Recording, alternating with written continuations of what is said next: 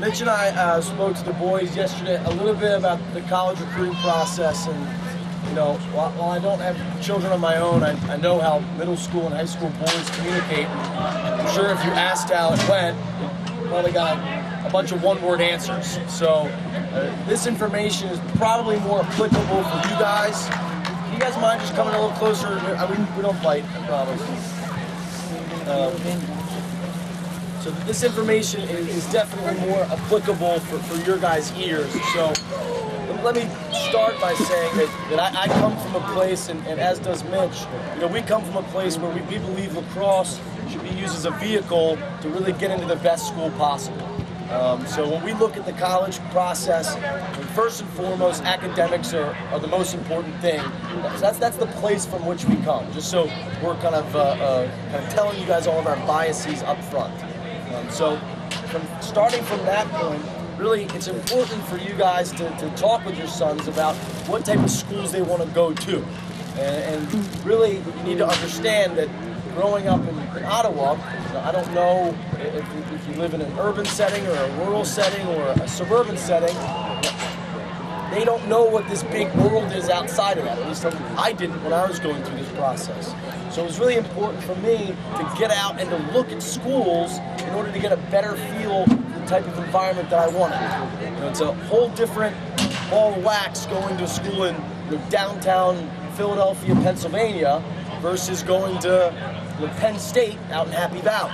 You know, even though they're within the same state, and you can still get a great education, there's a whole different 4-year experience if you're in a city as opposed to being in a rural setting. I'm not telling you guys anything you don't know.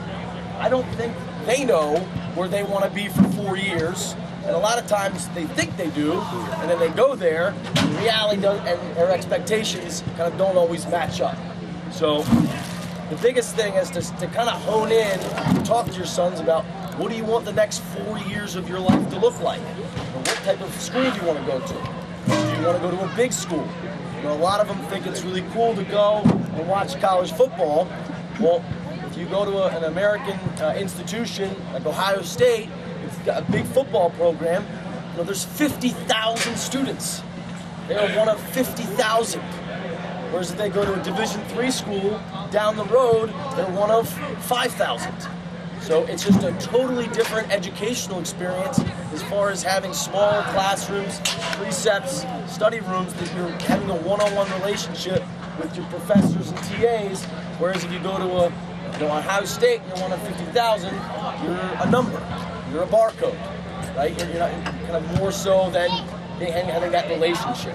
So I'll be blatantly honest. I would say this even if they work here, but you're very fortunate of the tournaments that you guys are entering. And you really should thank the leadership for selecting those events, particularly this fall. I don't know your schedule beyond this fall, but there are a lot of money grab tournaments out there.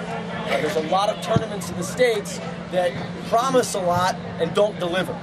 The two that you guys are going to are well attended by college coaches and have legitimate exposure. The National Fall Ball event in Baltimore, Maryland is a legitimate event, as is UPLAX. UPLAX is one of the top 3 events in the fall from an overall exposure standpoint. You know, Mitch and I, we run club teams back in the States as well. We are entering teams in that event as well, just to kind of put things in perspective. It is a well-respected event.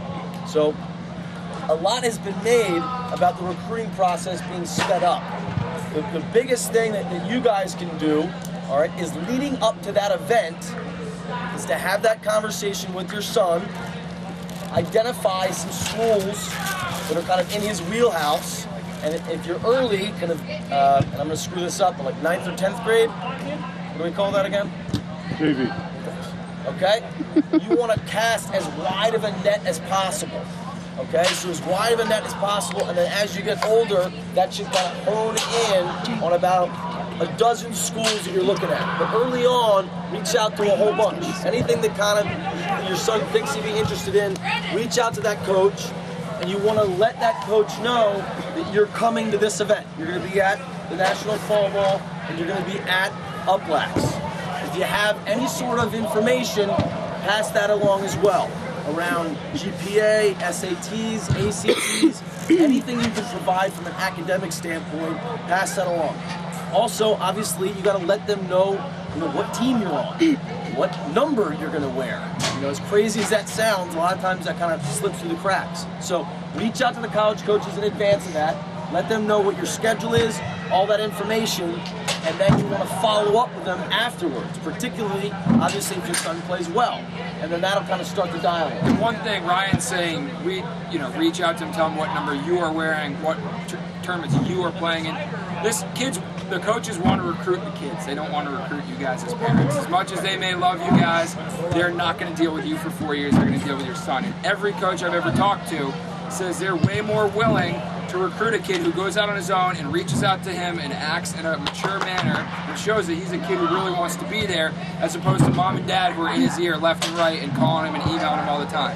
So they want to hear from your sons, which you may have to help them. And my dad did it for me. He helped keep me organized. But he said, hey, Mitch, make sure you reach out to this school. Make sure you're getting in touch with them. So that's your job, is to kind of help guide them. But it's up to them to actually do the work of the recruiting, because they're, like I said, they're the ones that the coaches are going to be spending 4 years with. And hopefully the coaches, at least the coaches' mind, don't want to deal with you guys at all. They want to deal with the kids and make it a great experience for them. The first question out of every coach's mouth is going to be, what are your grades? First question, because that's going to cut out about half of the list right there, especially depending on what school you're looking at.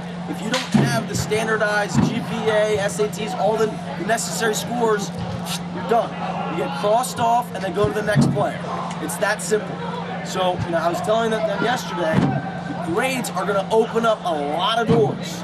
A lot of schools that you might not think you could play at, if you have the grades to get into that school, they're going to take you, or at least look at you because you qualify.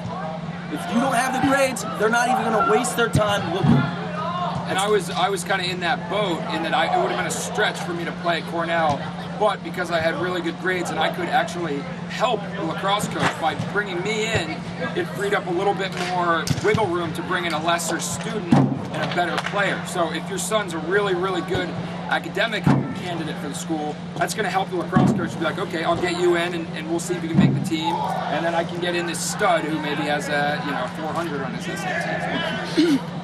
The next thing that they're going to do is they're going to perform, in essence, a background check, for lack of better words. So they're going to call, a club team coach. They're going to call a high school coach. They're going to call somebody surrounding the player and ask them for a candid opinion. And this is where, as a coach, as a program director, you have to be brutally honest. Because if you're not, and you stretch the truth on one player, you then lose your credibility for everybody else. Okay? So this is where your son and you guys, your character is going to come into play. Because if your son's a pain to deal with, guess what? That gets passed along. So there's a story recently, a college coach was recruiting a player that's kind of like in the tri-state area. He plays for a certain club program that we have good relationships with. The coach called that program director, the leader of that club team, and was like, hey, what about this player? He's a pretty good player, but the kid's kind of pain in the ass. And his dad's even worse. College coach goes, great, thanks, that's all I need to hear. Really appreciate it. Crossed off the list. That quickly. The pool of players has grown, so it's so competitive to the point where if that's an issue, you're just not going to get recruited. They'd rather not have the headache for 4 years than deal with somebody when they can just go down the street and get somebody of marginally the same talent and no issues. And particularly in the States right now, you guys might have maybe heard some of the stories that have gone on, that have become national news over the last 4 years. Lacrosse has gotten a black eye on a number of occasions. And college coaches just want to be able to sleep at night and not have the stress and anxiety of dealing with, do I have an idiot player that's going to go screw up? And the competitive programs want kids that are bought in. They want kids that are bought in every level of the way. And that's one big thing that I know, I think the character thing is kind of, maybe not a moot point, but it's going to be there. It's not going to be there. But the one thing is that if these guys really want it, they got to really, really, really want to play NCAA lacrosse.